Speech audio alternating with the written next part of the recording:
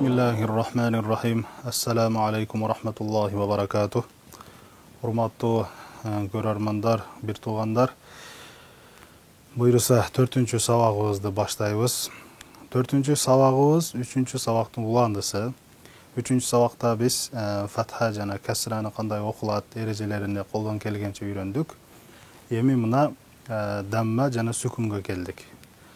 Дамма кыргызчада у биздеги мына бул жерде жазылып турат. Бул белги тамганын үстүнө келип, жоон тамгада жоонураак у болуп окулат, жоон у болуп окулат. Ал эми ичке тамгада ичкерээк болуп у болуп окулат дейт. Ошондуктан бир нерсеге көңүл бурушубуз керек. 29 ошол 28-29 тамгада дайыма сөздөрдү окуп аткан кезде анын ичке тамгага жана жоон тамгага өзгөчө көңүл бура турган болсок, окуган сөзүбүз, окуган аятыбыз иншалла туура болот экен, мыкты таза болот экен. Эми бул жерде башынан окуй турган болсок, бисмиллахиррахманиррахим. Мына байкасаңыздар, бул жерде ичке тамга менен эле окулган. Арису, насиму, кавибу, ялиду, яжиду, кутиба, кушифа, амалу, ба сору. Мына бул жерде ошол жоон тамга менен сот тамгасы келиптир. Мына ба сору. Масалу, рудифа, футиха, нуширо, зукиро, рузиқо. Мына ко тамгасы да ошондой. Карума, бухита, шукиро, вужида, вуриса, худия. Ушул жерде худия деген сөздө ха тамгасы өзгөчө көңүл буралы. Көпчүлүк Куранды үйрөнүп аткан бир туугандарыбыз ханы баягы ха менен же хо тамгасы менен алмаштырып жиберет. Алмаштырып жибергенде сөздүн мааниси да бузулат, туура эмес болуп калат.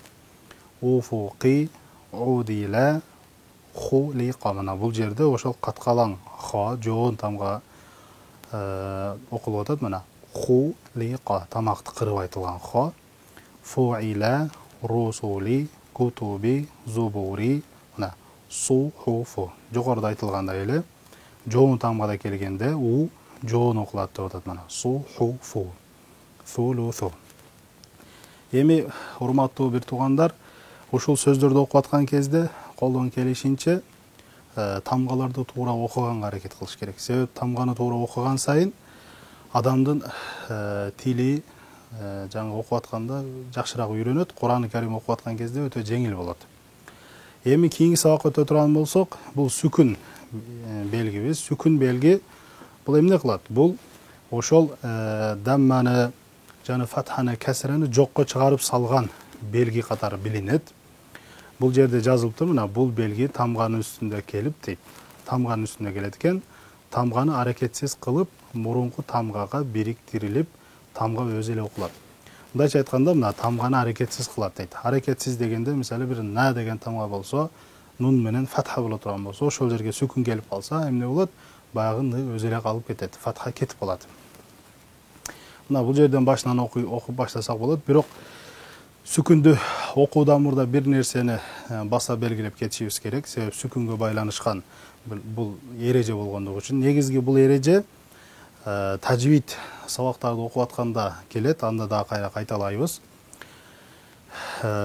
Ушул тамгалардын арасында бир 5 тамга бар. 5 тамга бар. Ал 5 тамга эгер сүкүн менен чогуу келип калса, анын үстүндө сүкүн келип кала турган болсо эмне болот? Ошол тамгалар термелип окулат. Термелип окулат. Аны эч качан унутпайлы. Себеп дегенде эгер термелтпей окусак, ал ката болуп эсептелип калат дагы, Курандын маанисин деле өзгөртүп жибериши мүмкүн. Байкайбыз, бул жерде азыр ошол тамгалар келгенде мен айтам.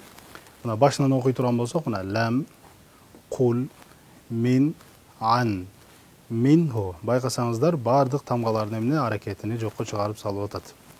Лакум, лайса, лахум, нахну, анта, фауqa, сауфа, мисла, кабла, ва'ду. Мына бул жерде ошол 5 тамганын биринчиси болгон ошол эмне ба тамгасы. Демек 5 тамга кайсыл тамга дей турган болсок, алар кайсылар? Ошол каф тамгасы, баягы жоон каткалан каф тамгасы. Андан кийин то тамгасы, то деле жоон тамга. Андан кейін не? Жим тамгасы, анан бә тамгасы, андан кейін дәл, баягы жөнөкөй жумшак дәл тамгасы. Ушул 5 тамгада сүкүн келип кала турган болсо эмне болот? Ушул 5 тамга термелет. Мына бул жерде байкасаңыздар, бә тамгасы сүкүн менен келди. Ошондуктан бул жерде окуп атканда кандай? Кабила термелтип, бираз кесрага жакыныраак кылып, кабила деп термелтип окуйбуз. Вa'ду хайсу я'буду унзила туржау унсур. Мына бул жерде да ошол баягы жана айткан дәл тамгасы келди, сүкүн менен термелтип окуйбуз. Факаде ал-байту нисфу илейхим ал-арду юзхибу фиатукум. Мына бул жерде ушул сөздө да бир байкай турган нерсе, көпчүлүк ушул китепти окуп атканда байкадык, ушул сөздү окуп атканда фиатукум деп окуп, я тамгасы коюп койгон бир туугандарды байкадык да. Бул жерде байкасаңыздар эч кандай я тамгасы жок. Бул жерде хамза бар. Хамза эмне кылды? Фатханы сөздүн ичине эмне кылды? Алып кирип берди. Жогоруда да айтканбыз, хамза сөздү эмне кылат? Көбүнчө ошо фатханы, дамма, кесраны сөздүн ичине алып кирип берет, же сөздүн аягына алып келет. Кыскасы бул жерде эмне? Хамза бар. Ошондуктан хамза фатханы алып киргендиги үчүн фатха бул жерде өзүнчө деп окулат. Фиатукум деп окуйбуз. Бул жерде эч кандай я жок. Яжал, мына жана жогоруда айткан жим тамгасы сүкүн менен келди. Яжал деп окулбайт, бираз термелтебиз. Яжал деп окулат. Хифтум индаху деп ушун менен аяктайбыз. Окуп атканда ар бир эрежеге өзүнчө көңүл буралы. Себеп дегенде эрежелер өтө оор эмес, бирок ошол эле кезде өтө маанилүү, өтө керектүү. Себеп эрежелерге амал кылынбаганда, акырындык менен эрежеге амал кылынбай барып, акырын баягы Куранды ката окуп калуу, Куранды ошол ката окуганга тилди көндүрүп, аң сезимди көндүрүп алуу коркунучу бар. Ошондуктан башынан баштап ар бир тамганы туура окуп, эрежелер ар бирине туура көңүл бура турган болсок, иншааллах Аллахтын жардамы менен Куранды эң таза туура окуган бир мусулман, бир муслима болуп, Аллахтын ыраазылыгын табабыз. Ушуну менен 4-чү сабагыбыз дагы аяктады. Кийинки сабакта көрүшкөнчө, ассаламу алейкум ва рахматуллахи ва баракатух.